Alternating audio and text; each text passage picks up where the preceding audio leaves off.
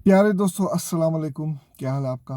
आज का जो व्लॉग है ये है about remarks that were made by Nupur Sharma, BJP की national spokesperson against the prophet Muhammad सल्लल्लाहु अलैहि वसल्लम।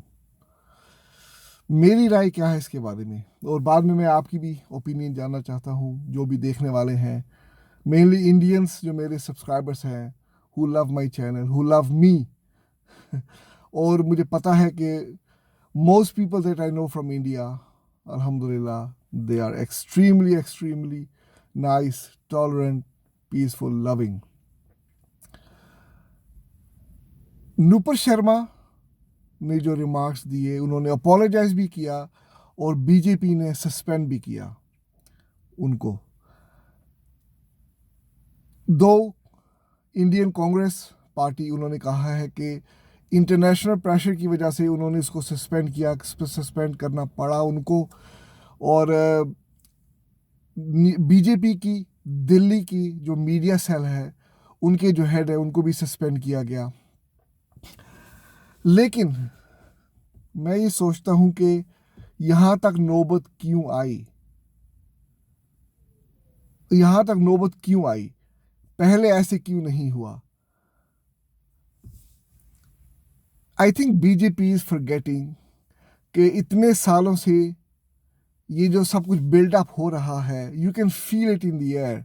यू आई मीन, जो माहौल क्रिएट किया जा रहा है अगेंस्ट द मुस्लिम्स, जो नैरेटिव बिल्ड किया जा रहा है, इसके ऊपर कोई दो राय नहीं हो सकती। It's not a secret any more कि it's witch hunt against the Muslims in India, and it's also a witch hunt against the Muslims in Europe and western countries. लेकिन फ़र्क क्या है वेस्टर्न कंट्रीज में जहाँ पे मुस्लिम्स रहते हैं और इंडिया में? क्या फ़र्क है? फ़र्क ये है कि जो इंडियन मुस्लिम्स हैं, they have been living there for centuries. I mean, वो लोग कहीं और रहे ही नहीं हैं, वो है ही Indians. They love India. So ये बहुत फ़र्क है। तो अगर आप 250 मिलियन मुस्लिम पॉपुलेशन को ऐसे एलियनेट करेंगे और उनको, उनके साथ नफरत करेंगे, उनके खिलाफ नफरत फैलाएंगे, तो वो कहाँ जाएंगे? Nothing good can come out of this. अगर इंडिया किसी चीज़ पे प्राउड था इंटरनेशनली, वो ये था कि India is a secular country. और आजकल मेजॉरिटी ऑफ इंडियंस कह रहे हैं, no, we are not a secular country, we are a Hindu country, and Hindu is the main religion, बाकी रिलीजन को परे करो, कोई बात नहीं, मुझे इससे भी प्रॉब्लम नहीं है। Let India be a Hindu country, why not? उनकी अपनी मर्जी है, मैं किसी बात को छुपाने नहीं वाला। इंडिया में आजकल जो मुगलिया दौर के नाम हैं वो मिटा दिए जा रहे हैं, जो इस्लामिक इमारतें हैं, बिल्डिंग्स हैं, उनको हटाया जा रहा है। और जैसे कि मैंने कहा, गलियों के नाम चेंज किए जा रहे हैं, क्योंकि उन्होंने कहा है कि the Mughals, they were Muslim rulers, तो उन्होंने इंडिया के साथ बहुत बुरा भला किया, इसलिए हम ये सब कुछ चेंज करेंगे। लेकिन इंसान कहाँ तक जाए चेंज करने में? शुरुआत तो आपने कर दी, लेकिन इसका अंत कहाँ है? इसकी एंडिंग कहाँ है? ऐसे तो आपने सारे ब्रिटिश के जो नेम्स हैं उनके दिए हुए, वो भी सारे आपने चेंज नहीं किए। कुछ किया आपने? बम्बे को मुंबई बना दिया, कलकत्ता को कोलकाता बना दिया। ठीक है, अच्छी बात है, मैं समझता हूँ कि ऐसे होना चाहिए, कोई ऐसी बात नहीं है। लेकिन आप कहाँ तक जाएंगे?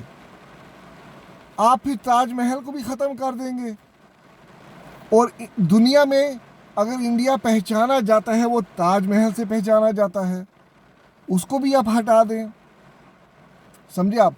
सो वेयर इज द एंड? लेकिन अगर आपके मुल्क में 250 मिलियन मुस्लिम्स हैं, तो you can't do this. You can't change all the Islamic names because it is part of history. किसी हद तक आप कर सकते हैं, मैं समझ सकता हूँ. मैं भी चाहता हूँ कि कुछ जो पाकिस्तान में ब्रिटिश नाम है, जैसे कि एबटाबाद हो गया, और बहुत से गलियों के, शहरों के नाम है ब्रिटिश एरा के, उनको भी चेंज करना चाहिए. मुझे इससे कोई एतराज़ नहीं है. लेकिन इसका अंत कहाँ है? एंड कहाँ है?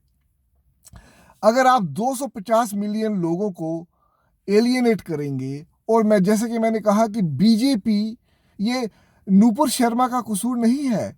ये जो नैरेटिव बिल्ड किया है मोदी ने और बीजेपी पार्टी ने, तो ये इसका रिजल्ट है. यही होना था और आगे जाके भी होगा.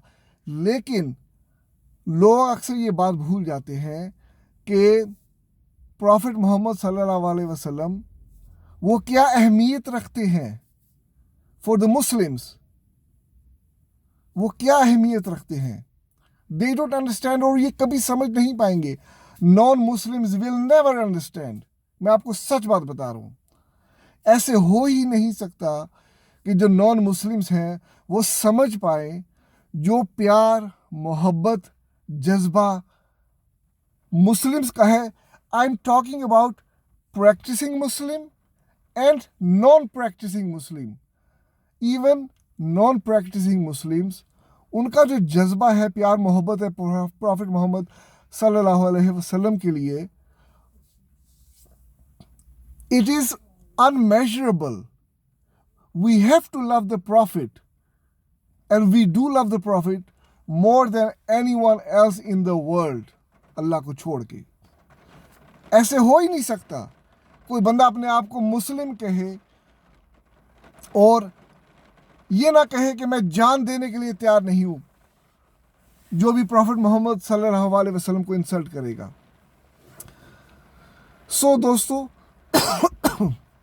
मैं ये समझता हूं कि किसी भी रिलीजियस डीटी को, रिलीजियस फिगर को इंसल्ट नहीं करना चाहिए. चाहे वो हिंदू हो, चाहे वो इस्लामिक हो, क्रिश्चियन हो, जूइश हो. We should stay away from that. हमें, यूरोप की अलग सोच है. यूरोप ऐसे नहीं सोचता. यूरोप में सब चलता है. यहाँ पे तो हज़रत ईसा अलैहिस्सलाम को इंसल्ट करते हैं, उनकी मजाक उड़ाते हैं. लेकिन हम इंडियंस, पाकिस्तानी डिफरेंट हैं. We are very religious and very spiritual people, और ये हमारी खूबसूरती है. Honestly we can't compare ourselves with the West. So हमें पूरी कोशिश करनी चाहिए कि हम किसी की भी इंसल्ट ना करें.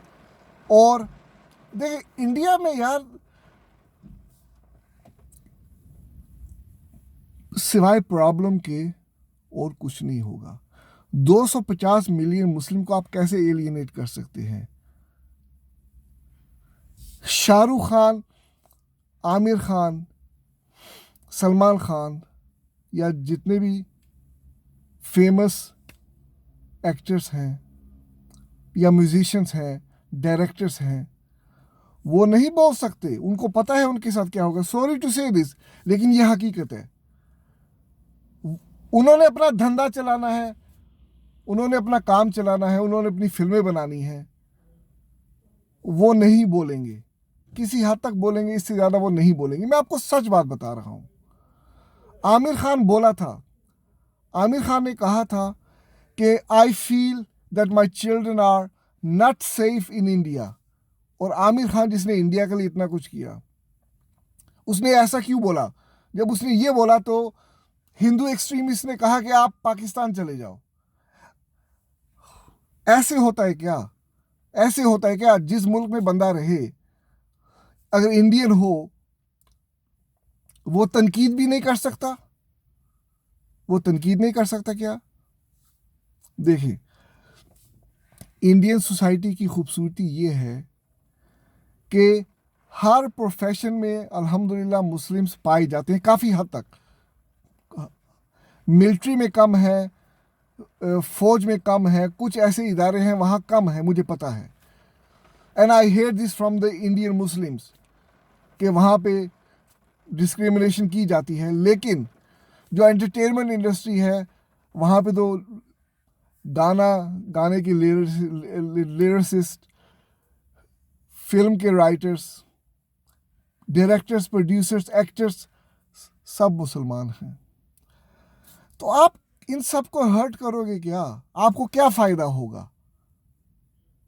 You think you can keep India peaceful when you alienate?